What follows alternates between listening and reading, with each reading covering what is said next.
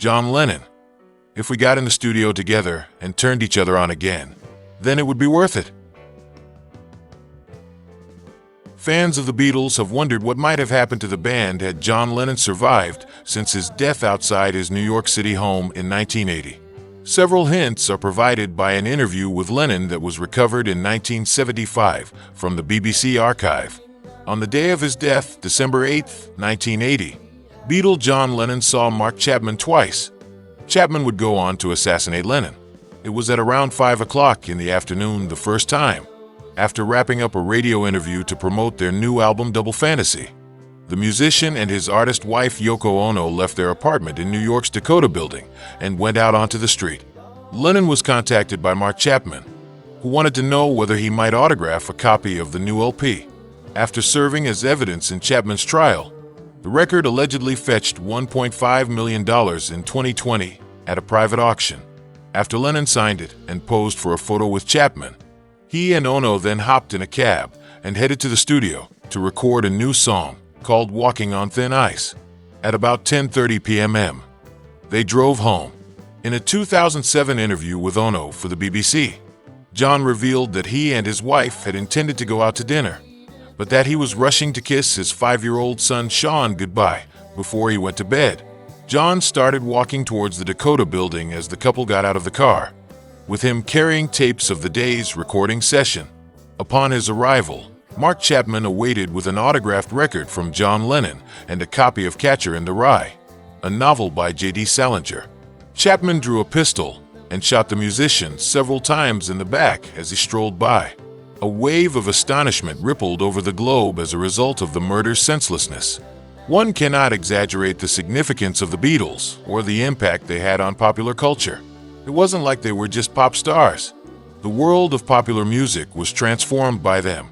In the midst of what felt like a global seismic shift in the 1960s, they were at the front of musical, cinematic, fashion, drug, and religious experimentation.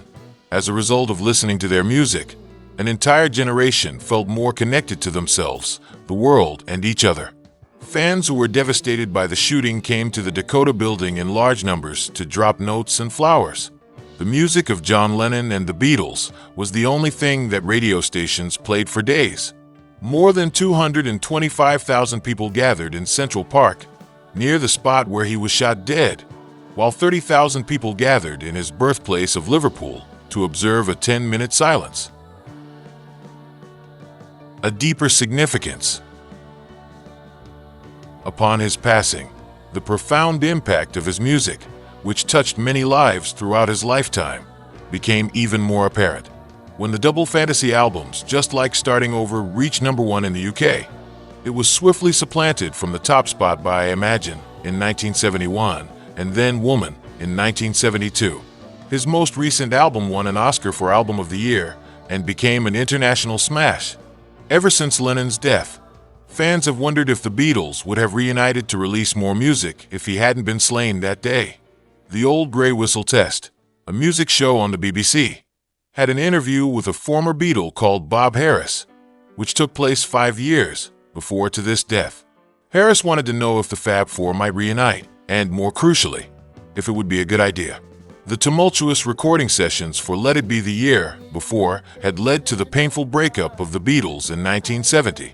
The band members' open hostility over the breakup was commonplace. Their artistic differences and subsequent alienation began to ease in the years that followed. Lennon had restored his connection with Paul McCartney and collaborated on songs with George Harrison and Ringo Starr by the time he gave the BBC interview in 1975. You see, it's strange because at one period when they were asking me, I'd say no, never, what the hell, go back, no, not me. And then I came to a period where I thought, why not? If we felt like making a record or doing something, he told Harris. I think over the period of being apart, we've all thought, wouldn't it be nice? That wouldn't be bad. I've worked with Ringo and George, but I haven't worked with Paul because we had a more difficult time, but now we are pretty close. The other question is, would it be worth it? That's answered by if we wanted to do it. If we wanted to do it, then it would be worth it. If we got in the studio together and turned each other on again, then it would be worth it, sighed the critics. His premature passing would deprive the Beatles of the chance to perform live, but it wouldn't spell the end of their artistic partnership. Ono, his widow, presented the surviving Beatles with a demo recording of Paul's songs from 1978, which had the words for Paul, a gift given 14 years after his assassination.